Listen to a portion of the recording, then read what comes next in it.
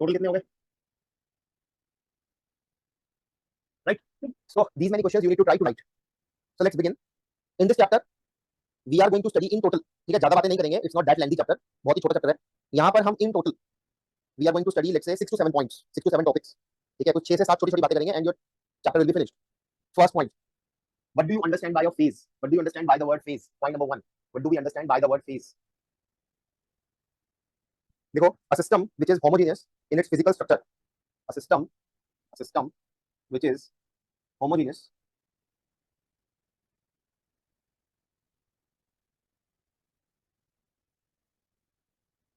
and has sharp boundaries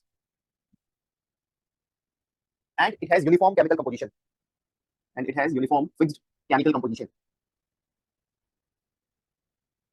that system is said to be in a phase. It is said to be in a phase, right? Remember that state and phase, these are two different terms.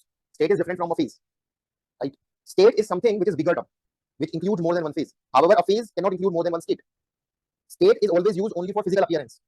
State word is used only for physical appearance. याद रखेंगे ये बात. However, phase term, it is used for physical appearance as well as your chemical composition. दोनों आ गए इसमें. State word it is used only for physical appearance and your phase word it is used for both chemical as well as physical. दोनों का take care करना पड़ेगा. जैसे example के तौर पे H2O. H2O can exist in कितना phase, कितने states? H2O. It can exist in 3 states: liquid state, solid state and gaseous state. Right? However, अगर जैसे मान लीजिए मैं आपको बोलूं एक मिक्सचर है पानी का और ऑयल का. मिक्सचर है, a mixture, इस एग्जांपल से क्लियर हो जाएगा आपको difference between these two terms. Let's say you have a mixture of water and oil. तो बताओ ये मिक्सचर कौन सी स्टेट में लाई कर रहा है? ये मिक्सचर कौन सी स्टेट में एग्जिस्ट कर रहा है फिलहाल? सॉलिड, लिक्विड या gas? Liquid.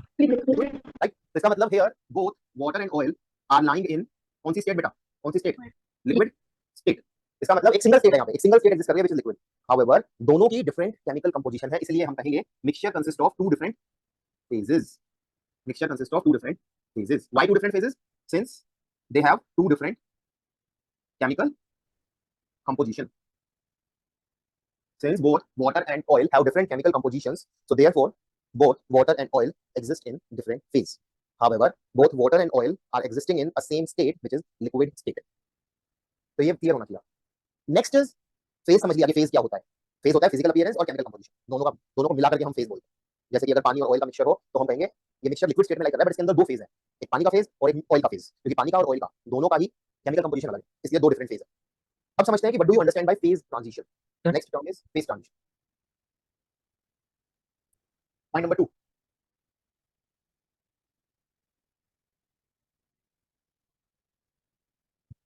What do you understand by phase transition?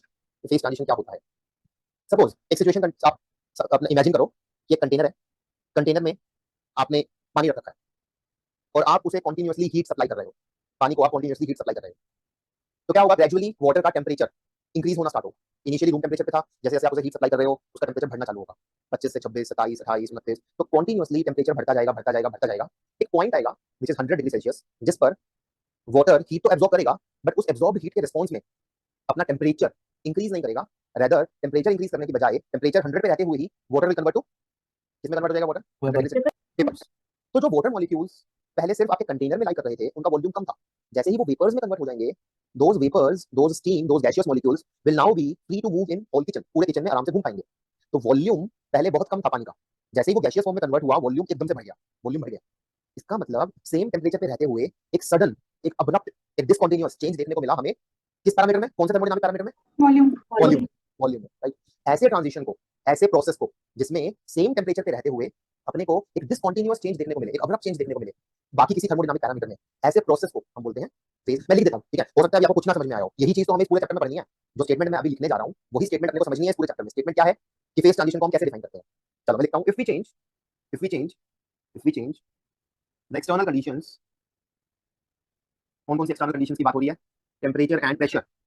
इन्हीं की बात क्यों कर रहे हैं हम? क्योंकि यही दो वो पैरामीटर्स हैं जो हम एक्सटर्नली कंट्रोल कर सकते हैं. If we change the external conditions continuously, then कोई एक ऐसा पॉइंट होगा, देन कुछ प्रॉपर्टीज सिस्टम की, then certain properties of the system, then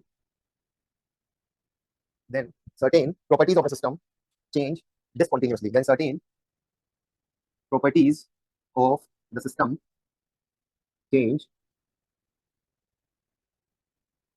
डिसकंटिन्यूअसली, discontinuously मतलब अब्रप्टली, किन्हीं प्रॉपर्टीज में मुझे एक अब्रप्ट चेंज देखने को मिलता है, right, at some particular value of external condition, at some particular value of external condition.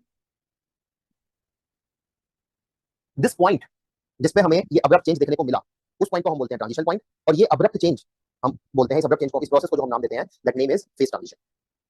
तो लिखो आगे, this abrupt change, this abrupt change, this abrupt change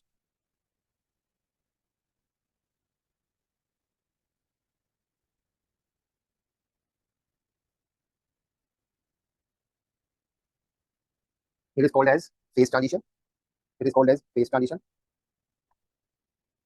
and the point at which this abrupt change is observed, and the point at which, and the point at which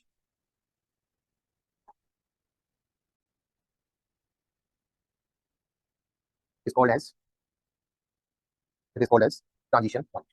note करना, फिर मैं इसको दोबारा समझाता हूँ, एक एग्जांपल लेके समझाते हैं, तब ये क्लियर हो जाएगा। Please make a note of it.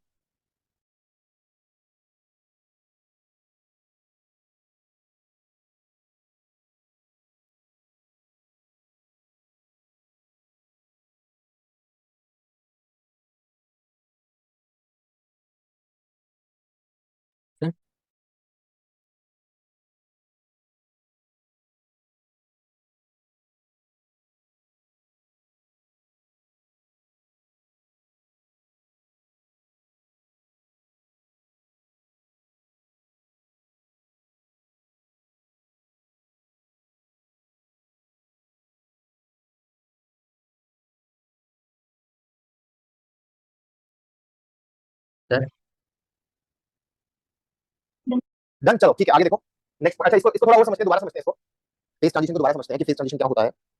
Suppose let's say कि एक कंटेनर है, एक बर्तन है ऐसे कोई, एंड आपने इसको गैस स्टोव पे रख रखा है, फ्लेम पे रख रखा है, सो दैट कंटिन्यूअसली आप इस सिस्टम को हीट सप्लाई कर रहे हैं। इसके अंदर मैंने पानी फिल कर रखा है, m gram of water. Initially let's say this water is lying at 27 degree Celsius. 27 degree Celsius मतलब कितना केल्विन हो गया? 300 केल्विन, राइट। ऊपर से, और ये कंटेनर जो है, this is open container, since this is open container, तो इस पे जो ऊपर से लगने वाला प्रेशर है वो कितना होगा? 180 कितना प्रेशर लगेगा ऊपर से? 1 atm। 1 atm, 1 atm मतलब कितना पास्कल? 1.01 इनटू में 10 की पावर 5 पास्कल, पास्कल मतलब न्यूटन पर मीटर स्क्वायर, राइट। नाउ क्या होगा, ग्रेजुअली क्या होगा, ये पढ़ना है आपने को। देखो जरा ध्यान से देखना, ग्रेजुअली क्या होगा। सपोज मैं इस प्रोसेस को दर्शाना चाहता हूं on VT indicator diagram, VT indicator diagram. देखो इनिशियली टेंपरेचर कितना था? 20, मतलब कि 300 केल्विन। वॉल्यूम कितना था? लेट्स से कोई वॉल्यूम था, इनिशियली यहां लाई कर रहा था।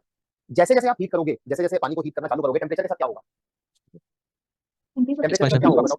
जैसे जैसे आप हीट करना स्टार्ट करोगे, टी के साथ क्या होगा? टेंपरेचर के साथ क्या होगा बताओ? जैसे जैसे टाइम बीतेगा, टेंपरेचर के साथ क्या होगा बताओ? इंक्रीज करेगा। अच्छा, टेंपरेचर में कोई डिस्कंटिन्यूटी दिखाई पड़ेगी अपने को? मतलब ऐसा है कि 27 से तुरंत 28 हो जाएगा, या 27 से 27.1 होगा, 27.2 होगा, ग्रेजुअली इंक्रीज होगा ना, कंटीन्यूअस इंक्रीज होगा ना। ये कोई डिस्कंटिन्यूटी देखने को मिलेगी अपने को? नहीं दिखेगी ना, ग्रेजुअली बढ़ेगा ना। 27, 27.1, 27.2, ग्रेजुअली टेंपरेचर 27 से बढ़ना चालू होगा। वॉल्यूम के साथ क्या होगा यार? ये सिस्टम के साथ क्या होगा? एक्सपैंड करेगा, कॉन्ट्रैक्ट करेगा? जैसे जैसे टेंपरेचर बढ़ेगा, एक्सपैंड करेगा। इसका मतलब जैसे जैसे टेंपरेचर बढ़ रहा है, वॉल्यूम भी बढ़ रहा है, एंड हेंस ऐसा कुछ मेरे को मिलेगा, ऐसा कुछ वेरिएशन अपने को देखने को मिलेगा। जैसे जैसे टेंपरेचर बढ़ रहा है, वॉल्यूम भी बढ़ रहा है। बट यार जैसे ही टेंपरेचर बढ़ के 100 डिग्री सेल्सियस हो जाएगा, इस पॉइंट पे क्या होगा? जैसे ही टेंपरेचर बढ़ के 373 केल्विन हो गया, इस पॉइंट पे क्या होगा? जैसे जैसे आप सिस्टम को हीट दोगे, फेज चेंज होगा, स्टेट चेंज होगी। लिक्विड मतलब इस पॉइंट पे कौन सा फेज एग्जिस्ट कर रहा था? H2O कौन से फेज में एग्जिस्ट कर रहा था इस पॉइंट पे? वाटर, लिक्विड फेज में। कौन से फेज में? लिक्विड फेज में। जैसे ही आपने ml हीट दिया, किसमें कन्वर्ट हो जाएगा ये लिक्विड? जैसे ही ml हीट दोगे, किसमें कन्वर्ट हो जाएगा ये लिक्विड? जैसे ही आपने ml हीट दिया, वेपर में, गैसियस फेज में। गैसियस फेज में होगा वॉल्यूम, जो ये पानी आराम से कंटेनर में बैठा हुआ था, ये पानी के मॉलिक्यूल्स, H2O के मॉलिक्यूल्स पूरे किचन में घूमने लग जाएंगे, और वॉल्यूम एकदम से बढ़ जाएगा, एकदम से वॉल्यूम बढ़ जाएगा। बट टेंपरेचर कितना रहेगा? अभी भी कितना रहेगा? स्टीम का टेंपरेचर अभी भी कितना रहेगा इस पॉइंट? 100 degree, right. अब फर्दर आप स्टीम को हीट करोगे, स्टीम को मान लो आप फर्दर हीट कर रहे हो, तो क्या होगा? उसका वॉल्यूम बढ़ने लगेगा स्टीम का। जैसे जैसे टेंपरेचर बढ़ेगा, volume of steam will further increase. इसका मतलब अपने को देखने को क्या मिला यहाँ पे? क्या सीखा आपने इस प्रोसेस के दौरान? कि 100 डिग्री सेल्सियस वो टेंपरेचर है जिस पे मुझे वॉल्यूम में एक फाइनाइट डिस्कंटिन्यूटी देखने को मिली। यस और नो स्टूडेंट्स? डिस्कंटिन्यूटी देखने को मिली। किसमें देखने को मिली डिस्कंटिन्यूटी? वॉल्यूम। किस पॉइंट पे? 100 डिग्री सेल्सियस पे। तो इस प्रोसेस को हम लोग बोलते हैं फेज ट्रांजिशन, और जिस टेंपरेचर पे मुझे ये फाइनाइट डिस्कंटिन्यूटी देखने को मिली, उस टेंपरेचर को हम बोलते हैं ट्रांजिशन पॉइंट। तो transition point for water converting to steam is कितना degree Celsius? It is 100 degree Celsius, and the process is called as phase transition. Discontinuity, finite discontinuity. A finite discontinuity is seen in volume. Volume is discontinuous at the transition point. Sir. Just a second. अच्छा, transition point पे transition point पे जब water liquid से gaseous phase में convert हो रहा है, L से जी, लिक्विड से गैस, तब क्या कांस्टेंट रह रहा है, क्या नहीं बदल रहा, कौन सा थर्मोडायनामिक पैरामीटर नहीं बदल रहा system? Temperature. And what about pressure? क्या प्रेशर बदल रहा है? नो, प्रेशर भी 1 एटमॉस्फेरिक प्रेशर ही रह रहा है। इसका मतलब फेज ट्रांजिशन को हम ऐसे भी डिफाइन कर सकते हैं, phase transition is such a process in which temperature and pressure remains constant या remains continuous and there is a abrupt change, there is a discontinuity seen in other thermodynamic parameter. जो इस example में वो thermodynamic parameter कौन है? इस example के लिए थर्मोडायनामिक पैरामीटर कौन है त्रिशा? That is volume. तो अगर मैं चाहूं तो मैं फेज ट्रांजिशन की एक डेफिनेशन और दे सकता हूं। Phase transition is a process, it is a process for which या during which temperature and pressure remains constant भी बोल सकते हैं और continuous भी बोल सकते हैं, एक ही बात। and there is a discontinuity भी बोल सकते हैं और abrupt change भी बोल सकते हैं, seen in some other thermodynamic parameter। इसका मतलब during phase transition change in pressure कितना एंड चेंज इन टेंपरेचर कितना, बताओ? During phase transition zero, very good. During phase transition there is no change in pressure and there is no change in temperature. यार DG का formula किसी को याद है? DG किसके बराबर था? मैंने याद है, मैंने क्या लेटर बनवाया था आप लोगों को, बताओ? ग्रेट फिजिसिस्ट, बताओ ना, have studied under very fine fine teachers. इस मैनीमोनिक को देख के कोई स्टूडेंट मुझे डीजी का एक्सप्रेशन लिखवा सकता है? डीजी का यस सर, बताओ ना, बोलो माइनस एसडीटी अच्छा, फेज ट्रांजिशन के दौरान डीटी कितना? जीरो डीटी कितना? जीरो, तो डीजी कितना? जीरो। इसका मतलब देयरफॉर फेज ट्रांजिशन की मैं एक और डेफिनेशन दे सकता हूं कि phase transition is such a process in which gives free energy dg is zero, or you can say gives free energy plays an important role। I can say that, so therefore gives free energy plays an important role, it plays an important role in phase transition, right? So you can say that this is definition number 1, this is definition number 2, this is definition number 3 for your phase transition। एक और definition दे सकता हूं छोटी सी मैं phase transition के लिए। ऊपर वाला पॉइंट रेज कर दो, पॉइंट 1। सर ये डेफिनेशन सिर्फ वाटर के लिए या फिर सभी के लिए? नहीं, अभी ये जो मैंने एग्जांपल लिया है, this is valid only for water, जहां पे वॉल्यूम में डिस्कंटिन्यूटी देखने को मिली है। किसी और के लिए क्या होगा वो भी देखेंगे। अभी तुम ये समझो कि सर ने बस छोटा सा एग्जांपल लिया है, जनरलाइज मत करो उसको सबके लिए। That is not valid for all the systems, ठीक है?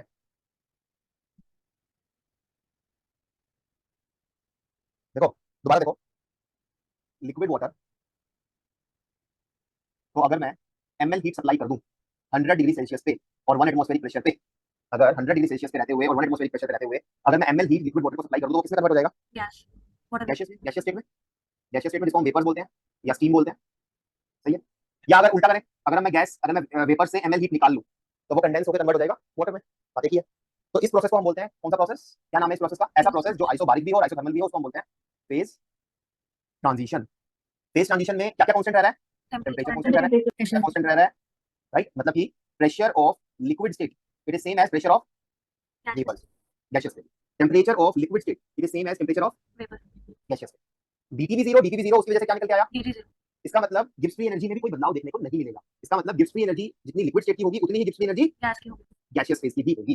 क्या अब्रप्टली चेंज हो रहा है? क्या बराबर नहीं है? कौन सा thermodynamic? Volume of liquid phase it is not same as volume of gaseous phase because there is a change in volume. Delta V is not बराबर जीरो, डेल्टा V जीरो के बराबर नहीं है। ऐसे प्रोसेस को हम बोलते हैं phase transition. So you can say that ये एक चौथी डेफिनेशन है जिससे सिचुएशन थोड़ी सी क्लियर हुई होगी। बताओ क्या समझ में आया? कुछ समझ में आया? थोड़ा बहुत पॉइंट नंबर 2 तक? यस सर पॉइंट नंबर 2 तक आपको बस इतना समझ में आना चाहिए यार, फेज ट्रांजिशन एक ऐसा प्रोसेस जिसके दौरान सिस्टम का टेंपरेचर और प्रेशर और गिब्स फ्री एनर्जी ना बदले और बाकी किसी थर्मोडायनामिक पैरामीटर में अपने को एक अब्रप्ट चेंज देखने को मिले, जैसे कि for example volume. Phase transition का एग्जांपल जो सबने बताया है वो है ice converting to water at 0 degree Celsius at 1 atmospheric pressure, और दूसरा एग्जांपल जो है वो है water converting to vapours at 100 degree Celsius and 1 atmospheric pressure. बहुत सारे एग्जांपल्स हैं, अभी हमने दो सिंपल एग्जांपल जो हमें इजीली डाइजेस्ट होते हैं वो लिए। बाकी फेज ट्रांजिशन क्या होता है अभी डिटेल में पढ़ेंगे। पॉइंट नंबर 3 नोट करो इसको जल्दी से, पॉइंट नंबर 2 को। सर फेज ट्रांजिशन अगर हम एक्सटर्नल कंडीशन वॉल्यूम ले तो इसका कोई एग्जांपल नहीं है? एक्सटर्नल कंडीशन वॉल्यूम कभी नहीं हो सकती, क्योंकि आप ये बताओ आपके हाथ में क्या है? आपके हाथ में मतलब आप एक्सटर्नल यूजर हो, आप एक्सटर्नली आप सिस्टम का क्या क्या चेंज कर सकते हो? प्रेशर जो बाहर से आप लगा रहे हो, ये सुनो, सही है धीरेन? और क्या चेंज कर सकते हो? सिस्टम को हीट कर सकते हो या उससे हीट निकाल सकते हो, जिसके बेसिस पे क्या चेंज होगा सिस्टम का? टेंपरेचर। तो मतलब धीरेन आप एक्सटर्नली बाहर से किसी भी सिस्टम का क्या क्या कंट्रोल कर सकते हो? यूजर के हाथ में क्या क्या है, किस किस पैरामीटर पे कंट्रोल है यूजर का? वॉल्यूम भी चेंज कर सकते हैं। वॉल्यूम चेंज कर सकते हो, बट वॉल्यूम में चेंज किसके रिस्पॉन्स पे आएगा? किसको घटाने बढ़ाने से वॉल्यूम पे चेंज आएगा? वॉल्यूम में चेंज कैसे लाओगे बताओ? किसको चेंज करने से वॉल्यूम में चेंज दिखेगा? प्रेशर से भी कर सकते हैं। इसका मतलब अल्टीमेटली आप कंट्रोल क्या कर पा रहे हो? एक्सटर्नली आप क्या कंट्रोल कर पा रहे हो? टेंपरेचर प्रेशर एंड टेंपरेचर, वो आपके हाथ में है ना। उसके रिस्पांस में सिस्टम के बाकी पैरामीटर्स तो बदलेंगे, प्रेशर और टेंपरेचर ही तो आपके हाथ में होंगे ना। तो that is why pressure and temperature दो पैरामीटर्स लिए जाते हैं जो एक्सटर्नली हम कंट्रोल कर सकते हैं। उसके रिस्पांस में प्रेशर और टेंपरेचर के साथ आप कुछ बदलाव करो, उसके रिस्पांस में सिस्टम में क्या बदलाव आएंगे वो हम स्टडी करेंगे। सर यस सर वाटर को अगर सनलाइट पे रख देंगे तो भी तो गैस में कन्वर्ट हो जाएगा, 100 डिग्री नहीं पहुंचेगा फिर भी। क्यों? ऐसा थोड़ी ना कि अगर आप सनलाइट में रख दोगे तो वो एकदम से इवेपोरेट हो रहा है, ग्रेजुअली वो गर्म हो रहा है, और जैसे जैसे ऊपर वाली लेयर का टेम्परेचर 100 होगा तभी तो वो भाप में कन्वर्ट होगा। विदाउट 100 पहुंचे कैसे भाप में कन्वर्ट हो जाएगा? सर बट सनलाइट का टेम्परेचर ग्रेडियंट तो 100 से कम होता है ना अर्थ सरफेस में, तो सर कैसे आ जाएगा 100? Gradually it is absorbing heat, ऊपर वाली layer, only the top surface. अगर एक बर्तन खुले बर्तन में अगर आप बाहर रख दोगे तो सबसे पहले कौन सी लेयर इवेपोरेट होगी? Upper layer. क्यों अपर क्यों हुई? क्योंकि उसी ने हीट एब्जॉर्ब करी, ग्रेजुअली हीट एब्जॉर्ब करती गई, एक ऐसा पॉइंट आया जिसपे टेम्परेचर राइज हो गया 100 पे, या 100 से 10 ज्यादा हो गया, और वो ऊपर वाली लेयर उड़ गई। अब यही तो होता है। तो इसका मतलब सनलाइट का अर्थ सरफेस में टेम्परेचर 100 से भी ज्यादा होता है? Only on the top surface, not due to the sunlight but due to gradual sunlight, मतलब ग्रेजुअली वो एब्जॉर्ब करती गई एंड ऊपर वाली लेयर इवेपोरेट। Okay sir. ठीक है, ओनली फ्यू, ग्रेजुअल प्रोसेस है ये। ठीक है, now next is point number 3 which is phase diagram of a pure substance. Erase कर दूं ये सब? कर लिया नोट सबने? कैसे नो? Yes sir. Yes, sir. चलें आगे, सब लोग कर लो नोट, बट थोड़ा जल्दी करो।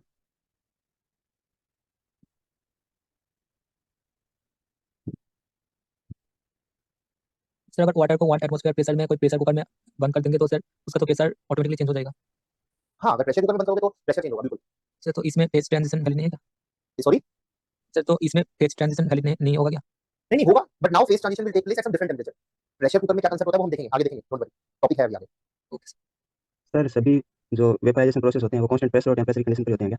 सारे फेज ट्रांजिशन प्रोसेस, जितने भी फेज ट्रांजिशन प्रोसेस करते हैं, सारे के सारे कांस्टेंट प्रेशर और कांस्टेंट टेंपरेचर पे ही होते हैं। यस, सारे सर किसी भी फेज ट्रांजिशन के दौरान प्रेशर और टेंपरेचर नहीं बदलेगा। सर वेपराइजेशन इसी का पार्ट है क्या, फेज ट्रांजिशन का? क्या? सर मैं वेपराइजेशन की बात कर रहा था। हाँ मतलब सभी वेपराइजेशन है वो कांस्टेंट टेम्परेचर और प्रेशर की कंडीशन पर ही होते हैं ना? हाँ बिल्कुल। सर इस ग्राफ में जो जी पे जो छोटे और 27 मतलब नीचे वाला जो छोटा है वो सेम रहेगा? नहीं, स्लोप वो आर्बिट्रेरी, वो हमें नहीं पता। ये जो प्रोसेस है ये ऐसे भी हो सकता है, ये प्रोसेस ऐसे भी हो सकता है, ये प्रोसेस कुछ ऐसे भी हो सकता है। मेरे को इससे कोई मतलब नहीं है, मेरे को इससे कोई मतलब नहीं है। फिलहाल इस चैप्टर का नाम क्या है? Phase transition. फेज ट्रांजिशन एक ऐसा प्रोसेस है जिसमें लिक्विड किसमें कन्वर्ट हो रहा है? गैस में। किस टेंपरेचर पे? ट्रांजिशन पॉइंट पे। तो फिलहाल किस प्रोसेस को पढ़ रहे हैं हम? Liquid converting to gas. तो फिलहाल हमें सिर्फ किससे मतलब है? हमें सिर्फ इस पॉइंट से मतलब है कि इस पॉइंट पे क्या नेचर शो कर रहा है। ये तो मैं आर्बिट्रेरी बना रहा हूं, वो तो डिपेंड करेगा कि स्टीम कितनी जल्दी एक्सपेंड करता है, वाटर कितनी जल्दी एक्सपेंड करता है। उसके लिए फिलहाल हम अभी वरी नहीं कर रहे हैं, तो मैंने ऐसे ही बना दिया। ठीक है, उसके लिए हम वरी नहीं कर रहे हैं।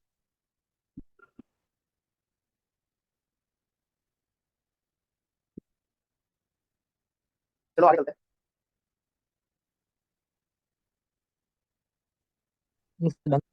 कर लिया? बताओ यार बेटा, जल्दी जल्दी करो नोट, है ना, बहुत स्लो कर रहा हूं। Yes, sir.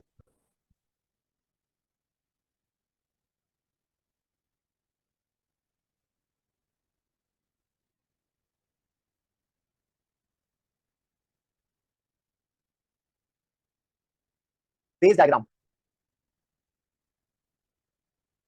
और फेज डायग्राम क्या होता है? देखो जैसा कि नाम सजेस्ट कर रहा है, फेज डायग्राम एक ऐसा डायग्राम है जो हमको फेज बता दे। फेज डायग्राम एक ऐसा डायग्राम है जो हमको फेज बता दे, मतलब कि आप मुझे प्रेशर और टेम्परेचर बताओ, मैं आपको फेज बता दूं। जैसे फॉर एग्जांपल H2O की बात करते हैं, ठीक है? H2O सब्सटेंस की बात करते हैं। H2O से आप लोग सब फैमिलियर हो। बताओ मेरे को 1 एटमॉस्फेरिक प्रेशर पे और -10 डिग्री सेल्सियस पे कौन सा फेज एग्जिस्ट करेगा? सॉलिड, लिक्विड या गैस? H2O कौन से फेज में एग्जिस्ट करेगा? सॉलिड, लिक्विड या गैस? जल्दी से बताओ, सोच के बताना। सॉलिड, लिक्विड या गैस? आइस, वाटर या वेपर्स? कैसे एग्जिस्ट करेगा H2O? तो सॉलिड फेज में एग्जिस्ट करेगा, सही है। अच्छा नेक्स्ट, 1 एटमॉस्फेरिक प्रेशर पे और 10 डिग्री सेल्सियस पे सॉलिड, लिक्विड या गैस? लिक्विड, सही है। 1 एटमॉस्फेरिक प्रेशर पे और 110 डिग्री सेल्सियस पे कौन से फेज में H2O कौन से फेज में एग्जिस्ट करना पसंद करेगा? गैसियस फेज में, सही है। 1 एटमॉस्फेरिक प्रेशर पे और 100 डिग्री सेल्सियस पे H2O कौन से फेज में रहना पसंद करेगा? ये मेल के ऊपर डिपेंड बताओ कौन से फेज में रहना पसंद करेगा, लिक्विड या gas? It will coexist in, it will simultaneously exist in liquid as well as gaseous। 100 degree Celsius पे H2O पानी के फॉर्म में भी रह सकता है, लिक्विड फॉर्म में भी रह सकता है, और भाप फॉर्म में भी रह सकता है, स्टीम के फॉर्म में भी रह सकता है। दोनों फॉर्म में रहना पसंद करेगा। अच्छा ऐसे ही बताओ 1 एटमॉस्फेरिक प्रेशर पे और 0 degree Celsius Coexist in solid and liquid. it will coexist in solid as well as liquid phase, right? अब ये सोच के आंसर करना, जरा सोच के आंसर करना। 10 की power 6 atmospheric pressure and 1 degree Celsius. Solid. देखो अगर मान लो प्रेशर 1 एटमॉस्फेरिक प्रेशर होता और फिर मैं पूछता 1 एटमॉस्फेरिक प्रेशर और 1 डिग्री सेल्सियस पे H2O कौन से फेज में एग्जिस्ट करेगा? सॉलिड, लिक्विड या गैस? 1 डिग्री सेल्सियस पे बताओ, सॉलिड, लिक्विड या गैस? लिक्विड। 0 डिग्री सेल्सियस के बाद H2O loves to exist in liquid state. But यार मैं प्रेशर 1 एटमॉस्फेरिक की जगह बढ़ा के मैंने 10 की पावर 6 कर दिया, प्रेशर बहुत ज्यादा कर दिया। अब कौन से फेज में एग्जिस्ट करना पसंद करेगा, क्या लगता है आपको? सॉलिड ठीक है। सो एक ऐसा डायग्राम जो इन सब क्वेश्चंस का आंसर कर सके, एक ऐसा डायग्राम जिसको देख करके मैं ये पता लगा सकूं कि फलाना फलाना प्रेशर पे और फलाना फलाना टेंपरेचर पे मेरा सब्सटेंस कौन से फेज में रहना पसंद करेगा, ऐसे डायग्राम को हम कौन सा डायग्राम बोलते हैं? Phase diagram. ठीक है, मैं भी देखो फेज डायग्राम पहले बना देता हूं, फिर इसको समझेंगे हम लोग, अच्छे से समझेंगे, तसल्ली से समझेंगे। पहले बना देता हूं आप लोगों को। फेज डायग्राम एक ऐसा डायग्राम है which is plotted between pressure and temperature, right? And it tells me about the phase of the substance, whether the substance will exist in liquid, solid or gaseous phase. कौन से phase में मेरा substance exist करना पसंद करेगा? Okay, so this is your solid phase, this is your liquid phase, this is your gaseous phase, vapors, gaseous phase. Now you can see that there are three boundaries, there are three curves which separates the three regions which separates solid, liquid and gaseous phase from each other. Let me call these, मैं इन curves को नामकरण कर देता हूं. मान लेते हैं ये कर्व अल्फा कर्व है, ये कर्व बीटा कर्व है, ये कर्व गामा कर्व. अब हम समझते हैं इसको कि ये फेज डायग्राम हमको क्या-क्या बता रहा है. देखो जरा ध्यान से, ये फेज डायग्राम हमको क्या-क्या नॉलेज कन्वे कर रहा है. जैसे कि फॉर एग्जांपल मैं आपको कहूं T1 प्रेशर पे और T1 टेंपरेचर पे मेरा सब्सटेंस कौन से फेज में एग्जिस्ट कर रहा है, क्या आप रीड करके बता सकते हो? सॉलिड सॉलिड कैसे रीड करा आपने? आपने इनको एक्सट्रापोलेट किया और देखा कि T1 पॉइंट कौन से रीजन में लाई कर रहा है, कौन से रीजन में लाई कर रहा है ये पॉइंट? सॉलिड सॉलिड सॉलिड में लाई कर रहा है, इसी रीजन में लाई कर रहा है ये पॉइंट, राइट? तो आपने क्या जज किया, आपको पता लग गया कि यार अगर प्रेशर P1 है और टेंपरेचर T1 है तो मेरा सब्सटेंस कौन से फेज में रहना पसंद करेगा? It will love to exist in solid. ऐसे ही अगर मैं कहूं P2 पे और T2 पे मेरा सब्सटेंस कौन से फेज में रहना पसंद करेगा? वेपर वेपर तो आप देख पा रहे हो कि यार ये पॉइंट क्योंकि वेपर वाले रीजन में लाई कर रहा है तो आपने बोल दिया वेपर्स. ठीक है, अब मान लीजिए प्रेशर और टेंपरेचर की वैल्यू मैं ऐसी कुछ रखूं, प्रेशर और टेंपरेचर की वैल्यू मैं ऐसी कुछ रखूं कि पॉइंट अल्फा कर्व पे लाई करे, तो कौन से फेज में रहना पसंद करेगा, सॉलिड या वेपर्स? कोएक्सिस्ट इसका मतलब अल्फा कर्व कैसा कर्व हो गया? इसका मतलब हम कह सकते हैं alpha curve is a curve, it is a curve that separates solid and vapors region. It is a curve that separates these two regions from each other. या फिर ये भी कह सकते हैं alpha curve represents those favorable values of pressure and temperature at which alpha curve वो points represent कर रहा है, वो प्रेशर और टेम्परेचर के फेवरेबल पॉइंट्स रिप्रेजेंट कर रहा है जिस पर my substance would coexist, my substance would love to coexist in कौन सा phase? Solid and vapour It would coexist in solid and vapor phase. या फिर इसी बात को मैं तीसरे तरीके से भी कन्वे कर सकता हूं, मैं कह सकता हूं कि solid would convert to vapor या vapor would convert to solid at alpha curve. इसका मतलब यही है कि each point on curve alpha, it is that favorable value of pressure and temperature at which solid and vapors exist in equilibrium. Solid and vapors phase coexist. Right, note कर लीजिए.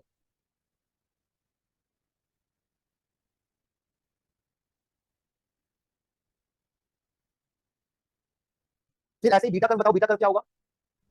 Curve that separates solid and liquid region beta curve is a curve which separates solid which and phase liquid solid and liquid. इसका मतलब beta curve represents those favorable values of pressure and temperature at which my substance would love to coexist in solid solid.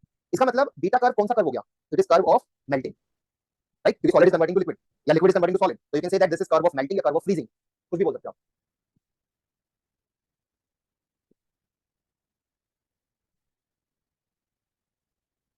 Done sir. Sir ये जो graph है वो experimental है या फिर इसे डिराइव भी किया जा सकता एक्सपेरिमेंटल है. एक्सपेरिमेंटलिस्ट ने बैठा और हर प्रेशर और हर टेम्परेचर पे किसी सब्सटेंस का फेज नोट करते गए, एक टेबल बनाई और फिर उस टेबल से ये ग्राफ बनाया. ये total experimental.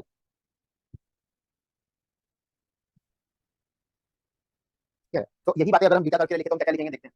So beta curve is called as curve of melting और you can say curve of freezing. यहां नहीं लिखते, यहां पे तो कुछ और नॉलेज आएगी. यहां लिखो, नीचे लिखो. Beta curve is that curve, it is a curve that separates solid and liquid phase. You can also say that beta curve is called as curve of melting or you can say curve of freezing. ऐसे ही alpha curve को क्या नामकरण करोगे? Alpha curve is called as curve of sublimation. Alpha curve is called as curve of sublimation. Sublimation is a process in which solid is directly converting to vapors.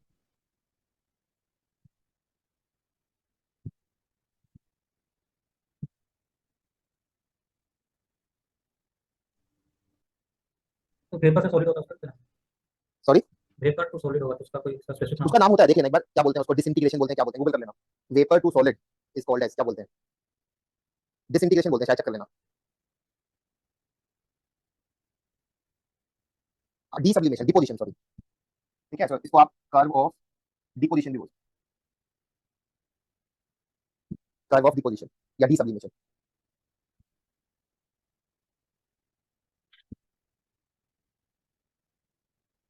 Next, आगे देखो. अब यहाँ पे आपको एक पॉइंट दिख रहा है यार, देखो ये पॉइंट. अगर मान लो प्रेशर ऐसा कुछ हो और टेम्परेचर ऐसा कुछ हो कि पीटी पॉइंट इस पॉइंट पे लाई कर रहा हो, तो कौन सा फेज एग्जिस्ट करेगा? सॉलिड, लिक्विड या वेपर? कौन सा फेज एग्जिस्ट करेगा? क्या लगता है? तीनों. तीनों.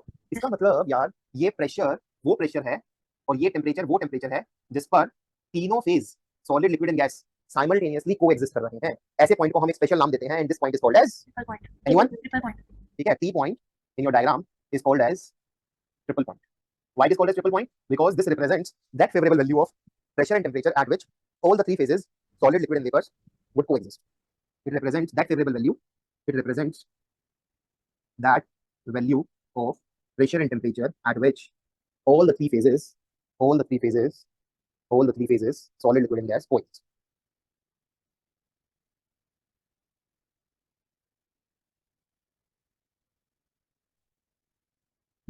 Okay, now stop writing C on the board. ध्यान से देखना. Stop writing C on the board. ध्यान से देखना. Suppose pressure बहुत कम है and temperature इतना कुछ है. प्रेशर बहुत कम है और टेम्परेचर इतना कुछ है. प्रेशर बहुत कम है, कोई एक बॉक्स है, उसके अंदर आपने कोई सब्सटेंस फिल रखा है और उस पे लगने वाला प्रेशर बहुत कम है. Pressure is to low. तो क्या लगता है ये सब्सटेंस कौन से फेज में एग्जिस्ट करना पसंद करेगा? क्योंकि बाहर से लगने वाला प्रेशर बहुत कम है. सॉलिड, लिक्विड या वेपर? वेपर। क्योंकि ऑक्टो वेपर क्योंकि बाहर से लगने वाला प्रेशर क्योंकि कम है, इसीलिए मॉलिक्यूल्स दूर एग्जिस्ट करेंगे एंड हेंस अंदर के मॉलिक्यूल्स दूर एग्जिस्ट करेंगे and hence my substance, my system would love to exist in which phase? Vapour phase. And that is why आप देख पा रहे हैं कि कम प्रेशर एंड ठीक ठाक टेम्परेचर पे आपका पॉइंट वेपर वाले रीजन में लाइक करता है. सही है.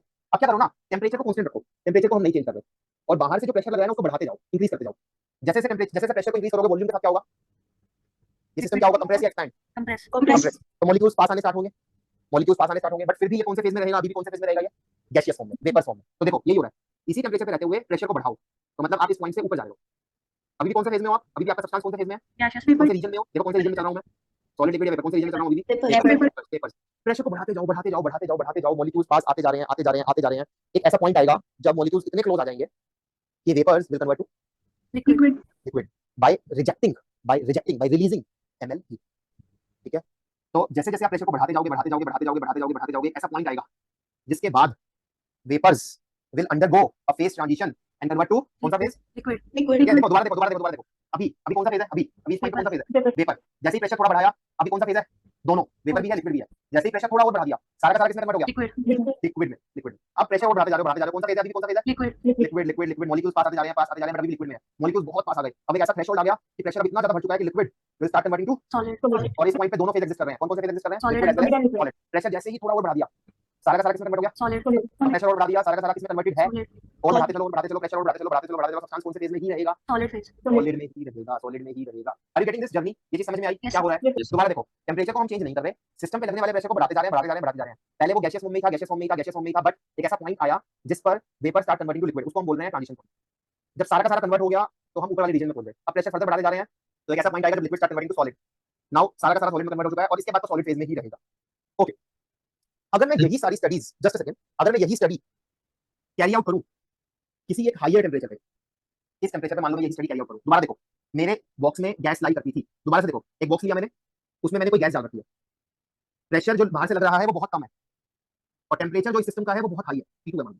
T2 is the temperature of the system. T2 is high. T2 is very high.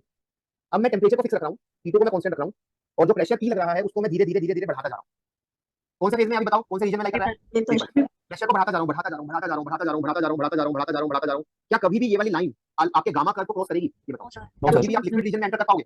No, क्योंकि गामा कर्व तो स्ट्रेट लाइन हो गया ना, पैरेलल टू वर्टिकल एक्सिस. ये बिल्कुल पैरेलल हो गया पी एक्सिस से. तो कभी भी ये वाली लाइन इसको क्रॉस नहीं कर पाएगी. इसका मतलब मैं हमेशा कौन से रीजन में रहूंगा? गैसियस. वेपर बोल लो, गैसियस बोल लो, बात है. इसका मतलब यार टेम्परेचर बहुत हाई हो चुका है, इतना हाई हो चुका है कि मैं कितना ही हाई प्रेशर लगा लूं हर पॉइंट पे मेरा सब्सटेंस कौन से फेज में एग्जिस्ट कर रहा है? कौन से फेज में एग्जिस्ट कर रहा है? गैसियस. राइट. ये टॉपिक आपने पढ़ा था यस और नो चैप्टर 3 में. Yes sir. ठीक है, जहां पे हमने एक टॉपिक पढ़ा था कॉल्ड एज, एक ऐसा टेम्परेचर पढ़ा था जिसका नाम था क्रिटिकल. क्या नाम था उसका? Critical temperature. क्रिटिकल टेम्परेचर वो टेम्परेचर था जिस पर या जिसके बाद मैं कितना ही प्रेशर लगा लूं कभी भी ये पॉसिबल ही नहीं है कि गैस को मैं कौन से फेज में कन्वर्ट कर पाऊं? लिक्विड में या फिर सॉलिड। टीसी, या इसको आप सी भी बोल सकते हो. TC is critical temperature. It is that temperature at which or beyond which it is that temperature at which or beyond which it is not at all possible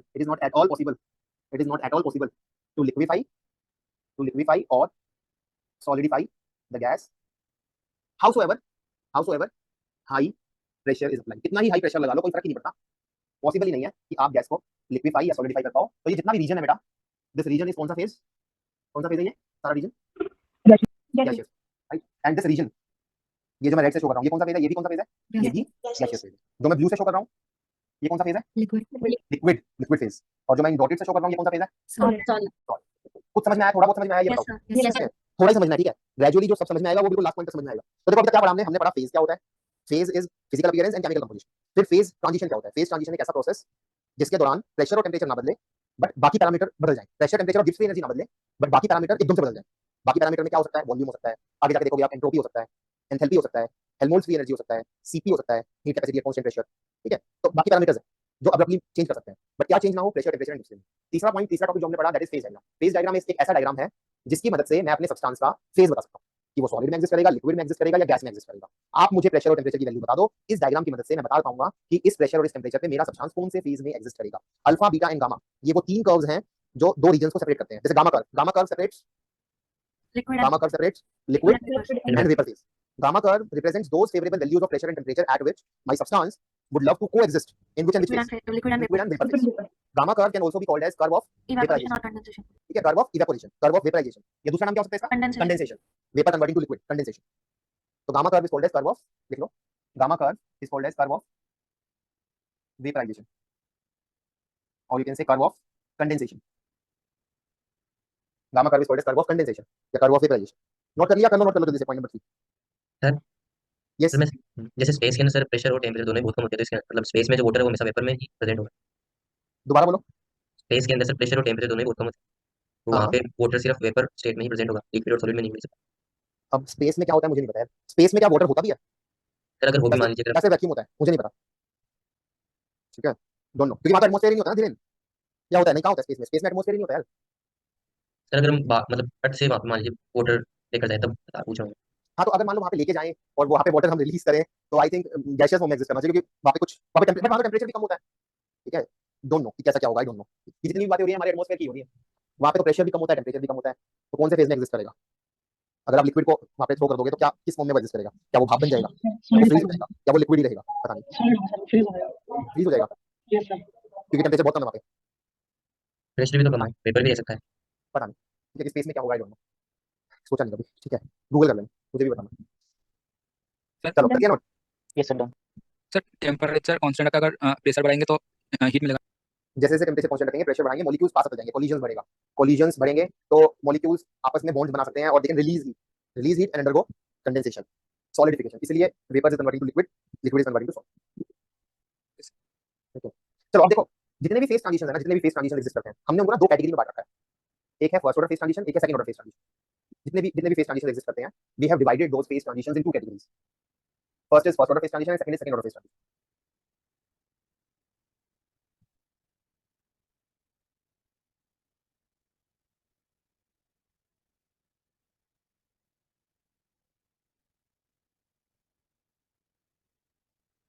So point number 4 is first order phase transition, and point number 5 is second order phase transition. Now, what do you understand by first order and what do you understand by second order? Let us simultaneously see them by a table. ठीक है, दोनों में differences देखते हैं कि होते क्या है. Let's why we are calling it as first order and why we are calling it as second order. First order किसका first order, किसका second order, किसका first order derivative, किसका second order derivative. तो first order phase transition होता क्या है, पहले define कर लेते हैं. Those phase transitions during which there is a finite discontinuity in first order derivative of Gibbs free energy. वो फेज ट्रांजिशन जिनके दौरान अपने को एक फाइनाइट डिस्कंटिन्यूटी देखने को मिले in first order derivative of Gibbs free energy, उनको हम बोलेंगे first order phase transition. Second order phase transition किसको बोलेंगे? Those phase transitions during which a finite discontinuity is observed in second order derivative of Gibbs free energy. पहले समझ लो फिर लिख लेना. इसका मतलब फर्स्ट ऑर्डर फेज ट्रांजिशन वो प्रोसेस है जिसके दौरान, पहले बताओ फेज ट्रांजिशन कैसा प्रोसेस है जिसके दौरान क्या क्या सेम रहे. पहले बोर्ड पे देखो, फेज 1 कन्वर्टिंग टू फेज 2 या फेज 2 कन्वर्टिंग टू फेज 1, कुछ भी हो सकता है. फेज 1 फेज 2 में हो रहा है या फेज 2 फेज 1 में हो रहा है, दोनों पॉसिबल है. फेज ट्रांजिशन एक ऐसा प्रोसेस है जिसके दौरान दोनों फेजेस का क्या सेम रहे. कौन कौन सा पैरामीटर सेम रहे, बताओ कौन कौन सा पैरामीटर चेंज ना हो. Temperature, pressure and Gibbs free energy. सही है, तो मैं यही लिख देता हूं, कौन कौन से पैरामीटर सिस्टम के कॉन्टिन्यूअस रहे. कॉन्टिन्यूअस मतलब कांस्टेंट रहे, ना बदले. वो कौन कौन से पैरामीटर हैं जो सिस्टम के ना बदले? वो है टेम्परेचर जिसको हम T से रिप्रेजेंट करते हैं, वो है प्रेशर जिसको हम P से रिप्रेजेंट करते हैं, एंड वो है गिब्स फ्री एनर्जी जिसको हम जी से रिप्रेजेंट करते हैं। कांस्टेंट रहने का मतलब ही यही है कि जितना टेम्परेचर फेज 1 का होगा उतना ही टेम्परेचर फेज 2 का होगा, जितना प्रेशर फेज 1 का होगा उतना ही फेज 2 का होगा, जितना गिब्स फ्री एनर्जी फेज 1 का होगा उतना ही गिब्स फ्री एनर्जी फेज 2 का होगा। या इसको हम ये भी कह सकते हैं कि there won't be any change in temperature, there won't be any change in pressure, there won't be any change in Gibbs free energy. dt0 dt0 dt0 इनमें कोई चेंज देखने को नहीं मिलेगा। राइट, अब फर्स्ट ऑर्डर फेज ट्रांजिशन किसको बोलेंगे? Phase transition तो ठीक है, इसको बोलेंगे। अब उसमें अगर मैं स्पेसिफिकली उसका नामकरण कर दूं कि फेज ट्रांजिशन भी कैटेगराइज कर दूं उसको कि फर्स्ट ऑर्डर फेज ट्रांजिशन, तो जैसे ही फेज ट्रांजिशन के आगे हम फर्स्ट ऑर्डर वर्ड ऐड कर देते हैं, उसका मतलब क्या होता है? उसका मतलब होता है कि first order derivative of Gibbs free energy show a finite discontinuity. Right, अब first order derivative Gibbs free energy के कौन-कौन से हैं देखो जरा। एक तो ये है del g by del t eight constant t और एक ये है del g by del t eight constant t। ये किसके बराबर होते हैं? कोई आइडेंटिफाई कर सकता है? मैंने ये पिछले चैप्टर में पढ़ाया था। ये डेरिवेटिव किसके बराबर, ये डेरिवेटिव किसके बराबर? ये कैसे पता लगाया जाए? ठीक है, मैंने से पता लगाएंगे। मैंने क्या था? Great Great physicists physicists have have studied studied under under very very fine teachers. fine teachers। तो इस लेटर को देख के हम पता लगाएंगे कि dg किसके बराबर। बताओ dg किसके बराबर? बोल के बताओ। PDP minus SDT. vdp minus sdp। तो बताओ जल्दी से, del g by del p at constant t किसके बराबर? Volume del g by del t ऐसे ही del g by del t at constant pressure किसके बराबर? minus S. Minus s। या ऐसे भी लिख सकता हूँ s equal to minus of del g by del t। इसका मतलब फर्स्ट ऑर्डर फेज ट्रांजिशन वो फेज ट्रांजिशन है जिसके दौरान एक फाइनाइट, एक अब्रप्ट चेंज देखने को मिले। किसमें और किसमें? कौन-कौन से Volume थर्मोडायनामिक और पैरामीटर में entropy. अपने को एक अब्रप्ट चेंज देखने को मिले? वॉल्यूम और Entropy. एंट्रोपी। राइट, वो फेज ट्रांजिशंस, वो प्रोसेस जिसमें फेज 1 फेज 2 में कन्वर्ट हो या फेज 2 फेज 1 में कन्वर्ट हो और उस कन्वर्जन के दौरान एकदम से बदलाव देखने को मिले वॉल्यूम और एंट्रोपी में, ऐसे प्रोसेस को हम बोलते हैं first order phase transition. Right, now next point, अगर फर्स्ट ऑर्डर डेरिवेटिव किसी भी पैरामीटर का डिसकंटीन्यूअस हो जाए, फाइनाइटली डिसकंटीन्यूअस हो जाए, तो सेकंड ऑर्डर डेरिवेटिव के साथ क्या होता है देखते हैं। जैसे एक एग्जांपल देखते हैं पहले हम। लेट्स से ऐसा कुछ है, y versus x, let's say ऐसा कोई ग्राफ है। बताओ यहाँ पे y वर्सेस x वाले ग्राफ में कोई डिसकंटिन्यूटी दिखाई पड़ रही है आपको, या y is a continuous function of x? Continuous. सही है, बोल सकते हैं y is a continuous function of x। There is no discontinuity in y। सही है ना, किसी भी पॉइंट पे डिसकंटिन्यूटी नहीं है। यस और नो? इवन इस पॉइंट पे अगर मैं आपसे x नॉट पे पूछूं तो क्या y डिसकंटिन्यूअस है या No, sir. कंटीन्यूअस है? कंटीन्यूअस है। सही है। What about dy by dx? Finite discontinuous. अगर मैं डेरिवेटिव इसके स्लोप का एक आपसे ग्राफ बनाने को बोलूं, ऊपर वाले ही कर्व का अगर मैं स्लोप का ग्राफ बनाने को बोलूं वर्सेस x, तो कैसा दिखेगा? बताओ, इजी है। कांस्टेंट लाइन आएगी प्लस सर, कांस्टेंट कंटिन्यूअस हो माइनस। देखो जाएगा। बताओ लेफ्ट पार्ट के लिए for x less than x not, for x less than x not dy by dx क्या है? पॉजिटिव या negative? Positive. Positive. Positive constant क्योंकि लीनियर है, तो ऐसा कुछ होगा। यस और no students? Yes sir. Yes. ऐसा कुछ होगा या नहीं? अच्छा, x नॉट के बाद Negative. डेरिवेटिव, x नॉट के बाद डेरिवेटिव स्लोप कितना हो गया? Negative constant. Negative Negative. हो गया, नेगेटिव कांस्टेंट। इसका मतलब dy by dx में अपने को एक डिसकंटिन्यूटी देखने को मिली। कौन से पॉइंट पे? X naught. dy by dx display a finite discontinuity. Yes और नो? Yes. फाइनाइट डिसकंटिन्यूटी है ना ये? Finite discontinuity at, finite discontinuity का मतलब क्या होता है? वैसे change in dy by dx, it is finite. Change in dy by dx is finite. There is a finite change in dy by dx even if there is no change in x। x थोड़ी ना बदल रहा है, x तो x not ही है। yes or no? x तो x not ही है, x थोड़ी ना बदल रहा है। there is no change in x, फिर भी there is a change in dy by dx। इसी को हम बोलते हैं finite discontinuity। अब अगर मैं आपको बोलूं, अब देखते हैं कितना दिमाग है आपने। अब अगर मैं आपको बोलूं कि kindly plot a graph between d2y by dx square versus x, तो कैसा दिखेगा? एक्स नॉट पे ड्रैग डेल्टा फंक्शन आ जाएगा। पहले x नॉट से पहले बताओ d2y by dx square कितना होगा? will it be 0? Zero. सही है। x नॉट के बाद बताओ। Zero. 0। x नॉट पे क्या होगा? at x not d2y by dx square की value at x equal to x not d2y by dx square कितना होगा? अमाउंट ऑफ डिसकंटिन्यूटी इनटू देखो देखो सब लोग बोल रहे देखो d2y by dx square का मतलब ये है ना, change in dy by dx over में चेंज इन x। यही होता है ना d2y by dx square का मतलब। x नॉट पे x में कितना बदलाव आ रहा है? 0, Yes sir. Delta x is 0 and dy by dx में कितना बदलाव आ रहा है? Negative finite number. यस और no? Yes sir. dy by dx घट रहा है नेगेटिव अमाउंट से, माइनस फाइनाइट। इसका मतलब negative finite by 0 will give you minus Negative infinity. Infinity. इसका मतलब d2y by dx square की value will tend towards Minus minus infinity at x equal to x। और इसी को हम बोलते हैं कि d2y by dx square display कैसी discontinuity? infinite. Infinite discontinuity at which point? At x equal to. Conclusion क्या है इस बात का? कंक्लूजन क्या निकला? देखो कंक्लूजन ये निकला कि अगर किसी पॉइंट पे फर्स्ट डेरिवेटिव फाइनाइट डिस्कंटिन्यूटी दिखा रहा है, तो उसी पॉइंट पे सेकंड ऑर्डर डेरिवेटिव कैसी डिस्कंटिन्यूटी दिखाएगा? इनफाइनाइट। इसका मतलब ट्रांजिशन पॉइंट पे अगर first order derivative finite discontinuity दिखा रहा है, तो second order derivative of Gibbs free energy कैसी डिस्कंटिन्यूटी दिखाएंगे? कैसी डिस्कंटिन्यूटी दिखाएंगे? Infinite. Finite infinite. discontinuity. ये नीचे वाला इरेज कर दूं जो मैंने एग्जांपल लिया, जल्दी से एक नोट करो। I need to erase this example.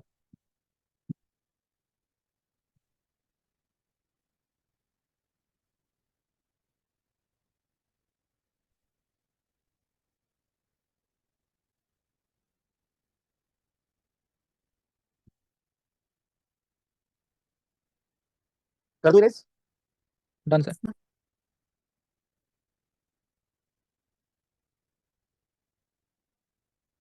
So what we can say is second order derivative, and not only second order but also higher order derivative, third order, fourth order, higher order derivative of Gibbs free energy,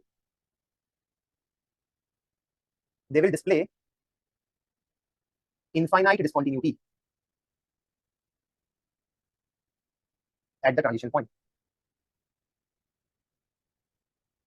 इसका मतलब यही है कि del 2 g by में del p square at constant t, comma del 2 g by में del t square at constant t, comma del g by del t and del by del p, all these three derivatives की value will tend towards infinity at transition at t equal to tr.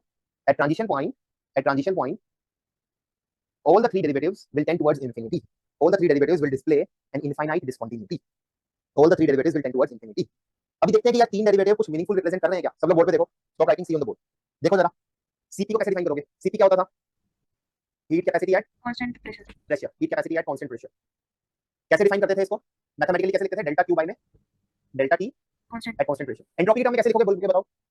T T del TD L S equal बाय. to LT at constant. अच्छा entropy को put कर दो जरा ऊपर से. क्या आ गया देखो, सीपी क्या आ गया? एंट्रोपी को पुट करो यहां पर. Minus T del del 2 G by में del del T two del 2 g by में del t square at constant t. इसका मतलब ये वाला डबल डेरिवेटिव तो एक तरह से सीपी हो गया. इसकी value will tend towards infinity at transition point. Next देखो अल्फा पी क्या होता था? मैंने आप लोगों को बताया था एक बार, आइसोबारिक वॉल्यूम एक्सपेंसिविटी. बताया था या नहीं? Sir B isobaric volume expansivity, coefficient of volume expansion. Isobaric volume expansivity नहीं बताया था तो अभी लिख लो. Alpha P is called as isobaric volume expansivity. इसको मैथमेटिकली कैसे डिफाइन करते हैं हम लोग? 1/v del v by del t at constant pressure. अब इसमें वॉल्यूम पुट करो जरा, यहां से वॉल्यूम पुट करो. क्या आ रहा है देखो, बोल के बताओ क्या आ रहा है. वॉल्यूम को पुट करो यहां पे. 1 by v del 2 g by 1/v del by del t. v की जगह क्या लिखोगे? del g v by by del t. del p at constant t. तो ये भी डबल डेरिवेटिव हो गया. इसकी वैल्यू भी tend towards infinity at the transition point. At transition point इसकी value tend towards infinity. Next beta T. ये erase कर दो ऊपर का पोर्शन. कर लिया हुआ है नोट? यस और no? Yes sir. Yes, sir.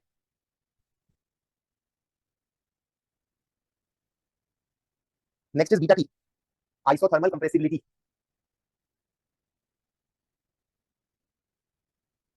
Isothermal compressibility is defined like this: minus V minus 1 by V del V by del P at constant T. Isothermal compressibility. V को सब्स्टिट्यूट कर दो जरा. V को substitute करो तो क्या बनेगा? minus 1 by V del 2 G by में del P स्क्वायर. इसकी वैल्यू भी tend towards infinity at the transition point. तो देखो कंक्लूजन क्या है? इन सारी बातों का क्या कंक्लूजन निकला? अभी तक हमने क्या पढ़ा है? फर्स्ट ऑर्डर फेज ट्रांजिशन क्या होता है? किस फेज ट्रांजिशन को हम फर्स्ट ऑर्डर बोलेंगे? क्या कंक्लूजन है अभी तक जितना भी हमने पढ़ा है उसका कंक्लूजन क्या है? फर्स्ट ऑर्डर फेज ट्रांजिशन वो फेज ट्रांजिशन है जिसके दौरान क्या क्या कॉन्टिन्यूस रहे. आप लोग बताओ क्या क्या कॉन्टिन्यूस रहे, क्या क्या ना बदले. वो प्रोसेस जिसके दौरान किस किस की वैल्यू ना बदले. बताओ. Temperature, Pressure, Pressure. free energy. and Gibbs free. किस किस पैरामीटर में मुझे फाइनाइट चेंज देखने को मिले, अब्रप्ट चेंज देखने को मिले, अब्रप्ट डिस्कंटिन्यूटी देखने को मिले, अब्रप्ट चेंज देखने को मिले. किस किस में मुझे अब्रप्ट डिस्कंटिन्यूटी देखने को मिले? किस किस में? फर्स्ट ऑर्डर डेरिवेटिव ऑफ कौन कौन होते हैं first order derivative of Gibbs free energy? Del सही g बोल by रहे थे, del कौन कौन P होते हैं? and del g by मतलब Entropy constant and- entropy. Entropy and volume. And किसकी वैल्यू इनफाइनाइट को टेंड हो, मतलब इनफाइनाइट डिस्कंटिन्यूटी देखने को मिले, Second order derivative. है ना. इनफाइनाइट डिस्कंटिन्यूटी किसमें देखने को मिले अपने को? किसमें? सेकंड ऑर्डर डेरिवेटिव ऑफ कौन कौन होते हैं second order derivative of Gibbs free energy? Cp, CP alpha होता p, है, अल्फा पी और beta t. बोलो CP, alpha P and beta. इन तीनों की वैल्यू tend towards infinity at t equal to tr at transition point. At transition point इन तीनों की वैल्यू टेंड टुवर्ड्स, सिर्फ इन तीनों की वैल्यू ही क्यों? थर्ड ऑर्डर डेरिवेटिव अगर मान लो ऐसा कुछ हो del 3g बाय में del t क्यूब, इसकी वैल्यू भी tend towards infinity at the transition point. del 3g by में del p cube keeping temperature constant, इसकी वैल्यू भी tend towards infinity at transition point. Second order derivative and higher order derivative tend towards infinity at the transition point. Note करो यहां तक, note करो जल्दी से note करो यहां तक.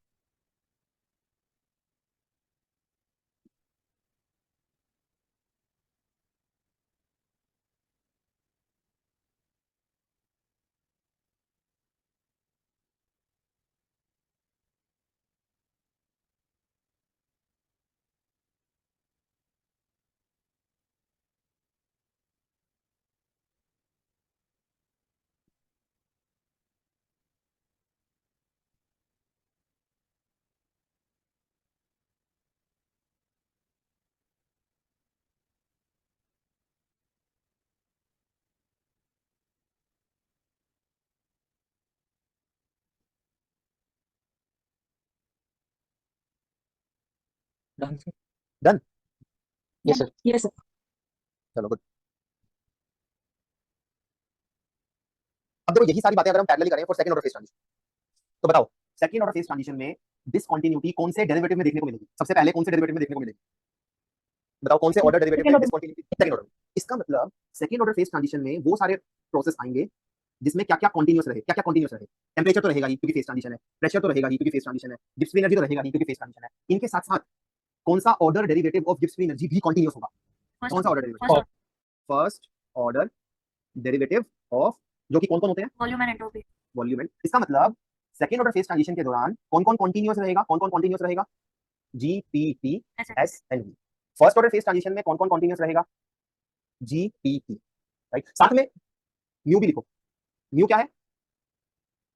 Chemical potential. क्यों ऐसा क्यों लिखा मैंने? क्योंकि देखो जैसे liquid converting to steam, liquid में कौन सा केमिकल सब्सटेंस था? H2O।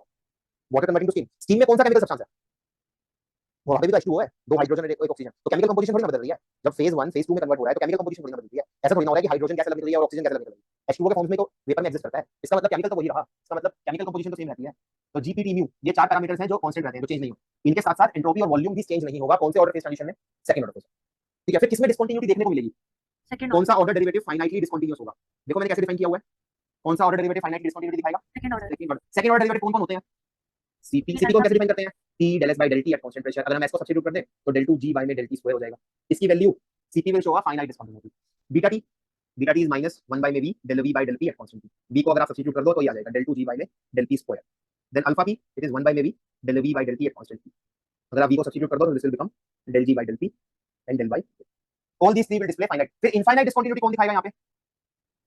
Higher order. Third order derivative and higher order derivative of Gibbs free energy, they will tend towards infinity at transition point. At transition, note कीजिए इसको। इसको भी और समझेंगे, इसको डिटेल में समझेंगे अभी। हो सकता है अभी क्लियर ना हुआ हो, इसको और डिटेल में समझेंगे अभी। अभी है अपने पास आधा घंटा, इन्हीं दो टॉपिक्स को डिटेल में पढ़ेंगे अभी। और होमवर्क लिख लो आज अपना। होमवर्क सारे क्वेश्चंस नहीं है। शुरू में मैंने क्या अनाउंस किया था? होमवर्क कितने क्वेश्चंस अनाउंस किए थे? कितने थे टोटल क्वेश्चंस जो मैंने अनाउंस किए थे स्टार्टिंग में? 38। आपको सिर्फ इतने क्वेश्चन ट्राई करने हैं। शुरू के 19 क्वेश्चन ट्राई करने हैं बस, that's it. This is your homework. हो जाएंगे इतने क्वेश्चन? ट्राई करोगे? यस और no? Yes sir. Yes, sir. बस इतने क्वेश्चन ट्राई करने हैं आपको। So this is your homework. Note करो जल्दी से, जल्दी से नोट करो, फिर इसको और डिटेल में समझेंगे।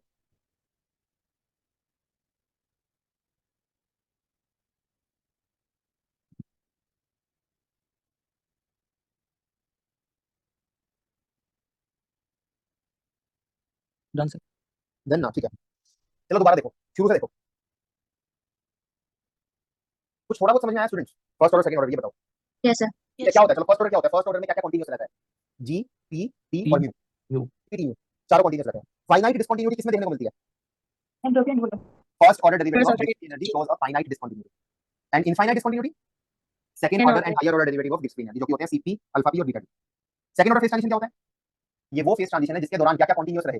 जीपी टी म्यू एस और वी ये कॉन्टिन्यूस रहे। और किसमें डिस्कंटिन्यूटी देखने को मिले? CP alpha P and CP beta T. Alpha P and beta T में फाइनाइट डिस्कंटिन्यूटी देखने को मिले।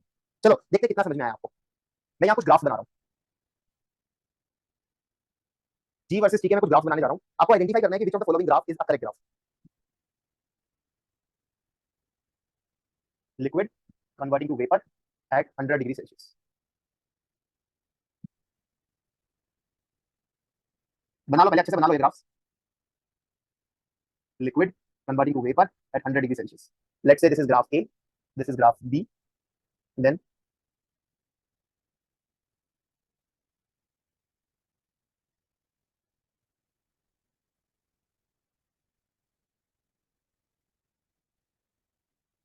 liquid converting to vapor at 100 degrees Celsius, liquid converting to vapor,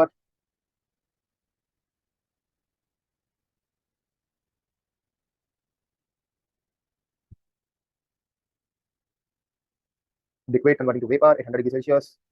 This is C, this is D, this is E, and last graph F graph.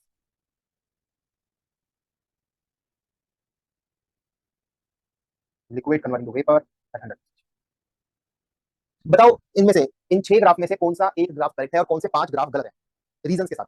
जैसे option A की बात करें, option A क्या सही है या गलत है? सोचो, आप लोग पहले बना लो और सोचो।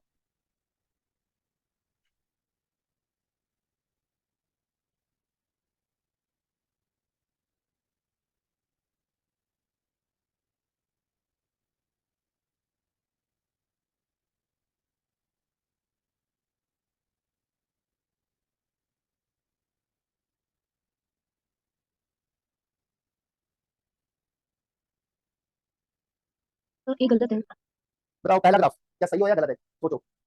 गलत। क्या जैसे जैसे टेम्परेचर हम बढ़ाएंगे, जैसे जैसे टेम्परेचर बढ़ाएंगे गिब्स फ्री एनर्जी बढ़नी चाहिए या घटनी चाहिए? देखो ग्राफ ए के अकॉर्डिंग जैसे जैसे टेम्परेचर बढ़ा रहे हैं गिब्स फ्री एनर्जी बढ़नी चाहिए। No sir. ठीक है, ठीक है, क्यों? सर क्योंकि उसके फॉर्मूला में माइनस एसटीटी का टर्म होता है हाँ ठीक है, क्या फॉर्मूला होता है बताना? BDP minus STT. हाँ चलो मैं लिखता हूँ, ठीक है, जो आपकी अंडरस्टैंडिंग है वो लिखता हूँ। BG equal to VDP minus SDT. तो आगे बताओ। सर इसमें माइनस डीटी है तो मतलब अगर हाँ ठीक है, ये अंडरस्टैंडिंग सही लग रही है कि सर जैसे जैसे टेम्परेचर बढ़ रहा है डीटी तो पॉजिटिव है, यही बोलना चाह रहे हो? डीटी तो पॉजिटिव है, तो डीटी पॉजिटिव है तो डीजी कितना होना चाहिए? नेगेटिव नेगेटिव, घटना चाहिए। तो सही है, सही थिंकिंग है। तो इसका मतलब ये गलत है। ऐसे ही ऑप्शन डी बताओ। गलत है। गलत, सही है। अगर मैं इसी को थोड़ी सी और अंडरस्टैंडिंग दूं तो मैं ऐसे भी कह सकता हूँ, देखो एंट्रोपी क्या होता है? एंट्रोपी यहीं से देख सकते हो, entropy minus minus del G by del constant T. ठीक है, देखो entropy, entropy represents randomness, entropy represents randomness, it represents randomness. Randomness can never be negative, right? Entropy can never be negative, entropy can never be negative, it can never be negative. Entropy कभी भी negative नहीं हो सकती, entropy कभी negative नहीं हो सकती। इसका मतलब स्लोप मस्ट बी, इसकी वैल्यू क्या होनी चाहिए? Del G by del T की वैल्यू क्या होनी चाहिए? Negative. It must be negative. अगर इसकी वैल्यू नेगेटिव होगी तो नेगेटिव नेगेटिव पॉजिटिव होगा। यस सर इसकी वैल्यू नेगेटिव का मतलब क्या है? Slope must be negative dy by dx, del g by del t must be, slope must be negative. But in दोनों में स्लोप क्या है? ऑप्शन ए और ऑप्शन बी में स्लोप इज पॉजिटिव। ठीक है, तो ऑप्शन ए और ऑप्शन बी में डिस्कार्ड क्यों कर रहा हूं? Since slope is positive, slope positive है मतलब del g by del t की वैल्यू पॉजिटिव है, इसका मतलब एंट्रोपी की वैल्यू नेगेटिव है, जो कि गलत बात नहीं हो सकती। एंड हेंस ये भी गलत और ये भी गलत। नोट कर लो, ऑप्शन ए गलत, ऑप्शन बी गलत। क्यों गलत? क्योंकि एंट्रोपी कभी नेगेटिव नहीं हो सकती।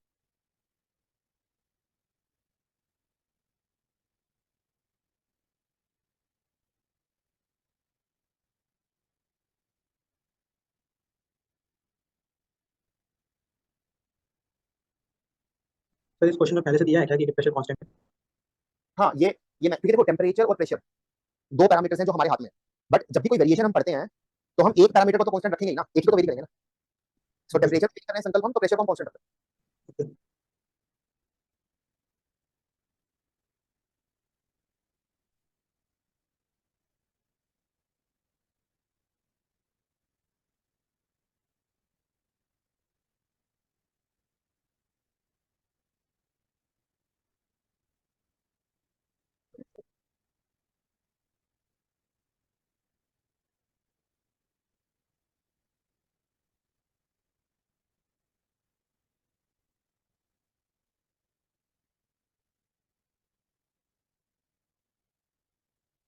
Done? A and B. Now let's talk about option C and option D.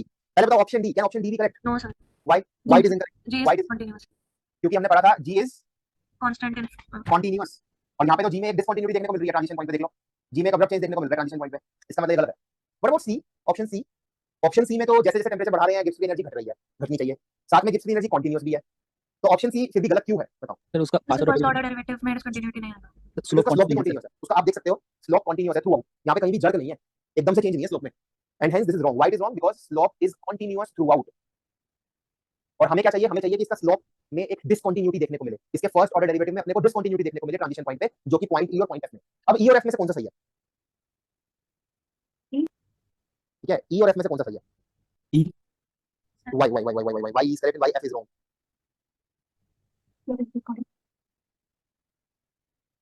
Sir क्योंकि second order derivative should tend towards infinity, तो अगर हम दोनों के स्लोप लेंगे जैसे फर्स्ट ऑर्डर वाले ग्राफ में, उसके बाद मतलब सर जो लिक्विड वाले का स्लोप है वो कम नेगेटिव है, वेपर वाले का ज्यादा नेगेटिव है, हाँ ये तो ठीक तो है, वो कम नेगेटिव से ज्यादा नेगेटिव पे जाएगा, तो वो नेगेटिव इंफिनिटी की टुवर्ड्स टेंड करेगा। मतलब ओके आपने जैसे वो बताया था सेकंड ऑर्डर ओके वाला okay graph. Okay, that can be one of the thinking, very good. Otherwise दूसरी थिंकिंग ये भी हो सकती है कि एंट्रोपी किसकी ज्यादा होती है, वेपर की या लिक्विड की? कहां पे रैंडमनेस ज्यादा है, वेपर में या लिक्विड में? Vapour entropy of vapour phase is larger than entropy of liquid phase. Liquid phase, right? इसका मतलब del g by del t of vapour phase का magnitude must be larger than del g by del t of liquid phase का magnitude. इसका मतलब curve must be more steeper, curve must be more steeper for कौन सा phase, liquid या vapour? Vapour vapour. तो देखो कहां पे ज्यादा स्टीपर है, वेपर फेज में कहां पे ज्यादा स्टीपर है, कौन से में? देखो यहाँ पे तो वेपर के लिए लेटा हुआ ग्राफ है, यहाँ पे खड़ा हुआ ग्राफ है, यहाँ पे देखो स्टैंडिंग ग्राफ है, यहाँ लेटा, इसका मतलब he is correct and that is, note कर लो इसको। इसका मतलब फर्स्ट ऑर्डर फेज ट्रांजिशन के लिए correct graph of Gibbs free energy versus temperature is this. Note करो इसको, अच्छे से नोट करो।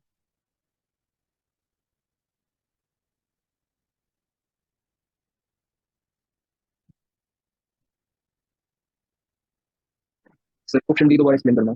ऑप्शन डी क्यों नहीं हुआ? D sir D. डी क्यों नहीं हुआ? हाँ सर। क्योंकि यहाँ पे देखो ना गिब्स फ्री एनर्जी में अब्रप्ट चेंज देखने को मिला या नहीं, गिब्स फ्री एनर्जी में डिसकंटिन्यूटी देखने को मिली या नहीं ट्रांजिशन पॉइंट पे?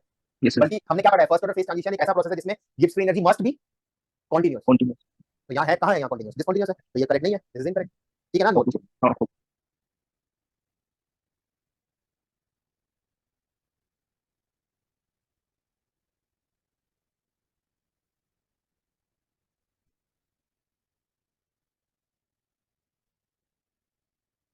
Done sir. डन ना, ठीक है। सर अब देखो मैं बाकी ग्राफ इरेज कर रहा हूँ, बस जो करेक्ट ग्राफ है उसे रीड्रॉ कर दे रहा हूँ।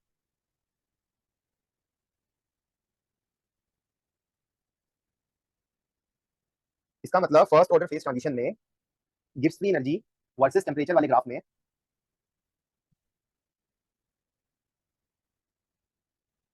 जैसे जैसे टेम्परेचर बढ़ेगा गिब्स फ्री एनर्जी घटनी चाहिए, गिब्स फ्री एनर्जी कॉन्टिन्यूस होनी चाहिए, गिब्स फ्री एनर्जी का स्लोप डिसकंटिन्यूस होना चाहिए और स्लोप ज्यादा होना चाहिए फॉर वेपर। तो ऐसा कुछ ग्राफ दिखना चाहिए, ठीक है। This is the correct graph for Gibbs free energy versus temperature for first order phase transition. तो this is the correct graph. अगर मुझे यही ग्राफ बनाना पड़ जाए for second order phase transition तो कैसा दिखेगा? Transition point phase 1 converting to phase 2 कैसा दिखेगा यहाँ पे? सर कंटिन्यूअस स्लोप होगा। Here Gibbs free energy will be continuous as well as Gibbs free energy as well as its slope. Both are continuous at transition point. So therefore the slope is continuous and hence the graph will be, the curve will look something. ये चीज समझ में आई सबको? yes or no? बताओ। इसमें Gibbs free energy भी continuous है और उसका स्लोप भी कंटीन्यूअस है। कैसे बता पा रहे हो कि स्लोप कंटीन्यूअस है यहाँ पे? बताओ कैसे बताया आप लोगों ने कि यहाँ पे स्लोप कंटीन्यूअस है? इस ग्राफ को देख के कैसे हमने जज किया कि स्लोप कंटीन्यूअस है? कैसे जज करोगे? जाट सर इसमें कोई कोई भी 2 पॉइंट के बीच की स्लोप लेंगे तो अलग अलग है। जाट नहीं है। जर्क नहीं है, कोई झटका नहीं लगा ग्राफ में, एकदम से चेंज नहीं आया, ग्राफ स्मूथली चेंज हो रहा है, कोई एकदम से झटका नहीं आया, बल्कि यहाँ देखो एकदम से चेंज हो गया, स्मूथ जा रहा था एकदम से चेंज हो गया, तो स्लोप चेंज हो गया, स्लोप में एक अब्रप्ट चेंज है, ठीक है। बनाओ उसको, बाकी ग्राफ भी बनाते हैं।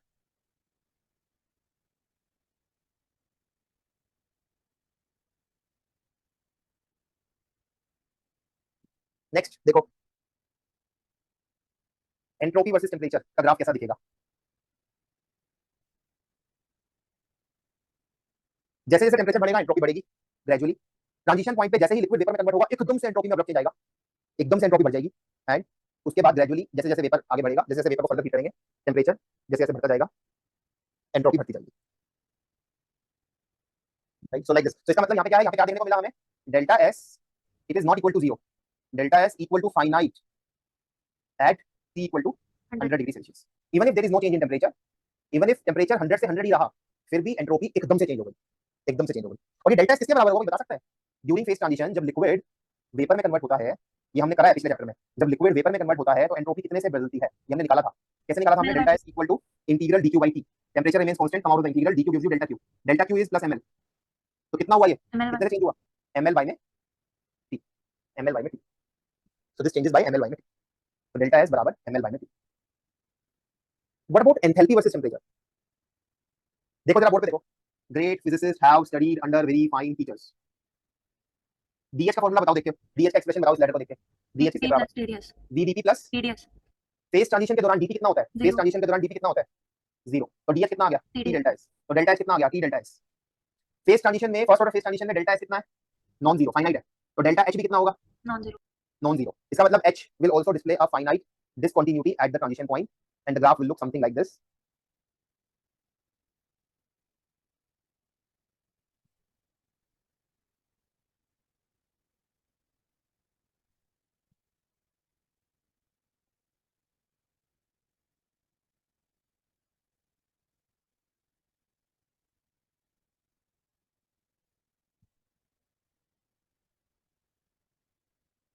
वॉल्यूम वर्सेस टेम्परेचर कैसा दिखेगा? Volume will also display discontinuity finite discontinuity eight the transition point, वैसा ही दिखेगा। सीपी वर्सेस टी कैसा दिखेगा? Finite CP will tend towards infinity infinity at the transition transition point, ऐसा कुछ दिखेगा सीपी वर्सेस टी। अब यही सारे ग्राफ अगर हम बनाएं सेकंड ऑर्डर फेज ट्रांजिशन में, तो for second order phase transition entropy versus temperature कैसा दिखेगा? Continuous. Entropy will be continuous, entropy will increase with increase in temperature, sir लेकिन बट इस ग्राफ में कुछ गलती है। इसमें एक जर्क आना चाहिए जैसे फर्स्ट ऑर्डर इसमें जर्क आना चाहिए क्योंकि एंट्रोपी का derivative will be discontinuous. Entropy का derivative is second order derivative of Gibbs free energy, right. तो दिस इज रॉन्ग, ये बना करके इसको क्रॉस कर लो ताकि आपको याद रहे। तो करेक्ट ग्राफ क्या होगा? देखो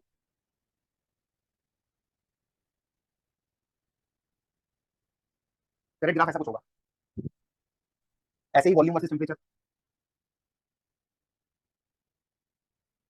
वो भी ऐसे ही कुछ दिखेगा। एंथैल्पी वर्सेस टेम्परेचर, वो भी ऐसे ही कुछ दिखेगा। एक चेंज देखने को मिलेगा, बस मेन बात ये है, इस पॉइंट पे एक जर्क है, मेन बात ये है बस। सीपी वर्सेस टेम्परेचर बताओ, CP versus temperature, CP will be finitely discontinuity, will be finite discontinuity at the transition point.